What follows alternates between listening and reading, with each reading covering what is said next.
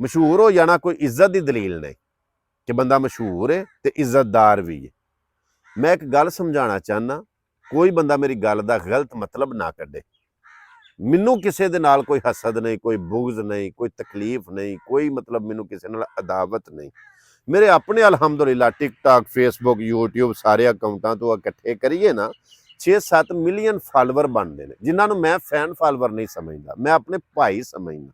लेकिन एक गल समझाने वास्ते मैं तुहाडे नाल अपना सोच का ख्याल का इजहार करना पिया। देखो बात यह है कि जिवें मौलाना तारक जमील साहब, डॉक्टर अलामा ताहिर अल कादरी साहब, पीर इलियास अतारी कादरी साहब और अलामा एहसान लई ज़हीर साहब की अगू नस्ल, मौलाना नासर मदनी साहब, पीर अजमा रजा कादरी साहब वगैरह वगैरह उलमाए कराम का एक बहुत वड्डा गुलदस्ता साडे कोल है कि मतलब जिन्हां दा एक नां है, उन्हां दे भतीजे, भांजे, भाई, बेटे बड़े फखर नाल किसी नूं दस सकदे ने कि साडे बजुर्ग, साडे भाई बड़े मशहूर ने।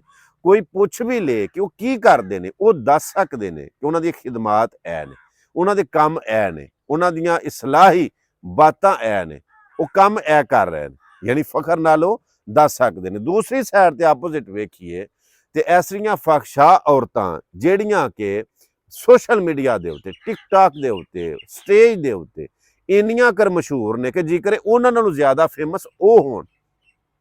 हाँ जी, मैं मिसाल देन लगा, मैं कसम नाल आना कि मैनू कोई अदावत नहीं। फॉर एग्जाम्पल कोई बंदा आंदा कि साडे बजुर्ग बड़े मशहूर ने जी, चाचू जी, ताया जी, साडे वड्डे भाई बड़े मशहूर ने, कोई पुछे की करदे ने, उन्हां दी खिदमात की ने, उन्हां दे काम की ने, असीं आंदे ने लाहौर दा पावा ते अख्तर लाओ।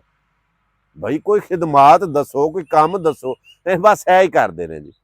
भाई बात ये वे कोई सियाणा बंदा जो वेखेगा सुनेगा वो आखेगा कोई काम ते नहीं, चलो शुगल है झट मेरा मतलब है रौनक है, लेकिन ये कोई पाएदार बात नहीं।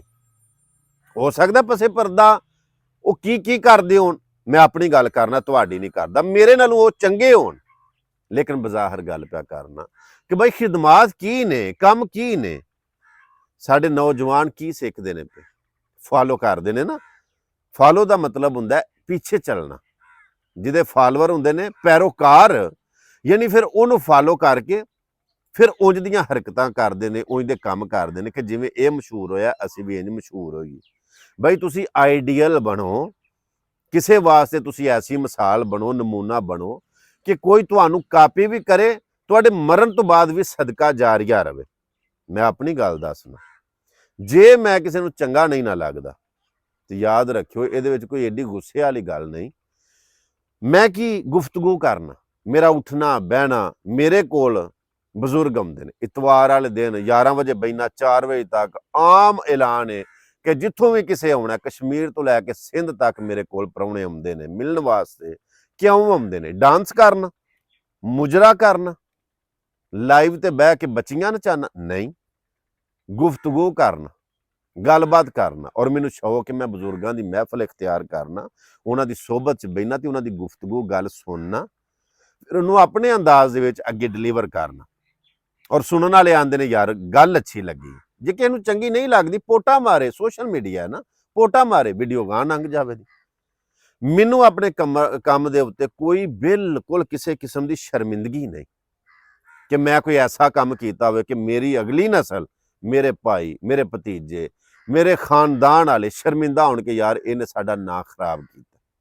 कहण दा मकसद ये वे कि सोशल मीडिया एक मंडी लगी। हाँ जी, नाच गाना, बेहूदगी, गंदगी, अगली नस्ल नूं तुसीं की प्रोवाइड की करदे हो पे, डिलीवर की करदे हो पे, उन्हां नूं तुसीं की दसदे हो पे। अक्सर नौजवान पढ़ाइयां छड्ड के, जिहड़ा कि उन्हां दियां तरजीहात होणियां चाहीदियां सन, उन्हां नूं छड्ड के टिकटाकर बनने का ख्याल करते हैं। क्यों कि पढ़े लिखे बंदे की उन्नी कदर नहीं जिन्नी एक टिकटाकर की इज्जत। मैनूं अगले दिन बंदे ने सवाल किया, घुमन साहब वजीराबाद एक बड़ा वड्डा टिकटाकरां दा शो होया, तुसीं उत्थे नहीं गए। मैं आख्या गल ये वे, तेनों ये साबित हो जाना चाहिए, तेनों पता लग जाना चाहिए कि मेरा शुमार टिकटाकरां दे विच है ही नहीं, जे हुंदा ते मैं जांदा। बई गल ये वे, चलो सोशल मीडिया दी ऐप्स ने, हर बंदा यूज़ करता है, जिस तरह कि मैं भी यूज़ करना, अपलोड करना, लेकिन मैं अपने नां दे नाल टिकटाकर, यूट्यूबर अपनी तौहीन समझना।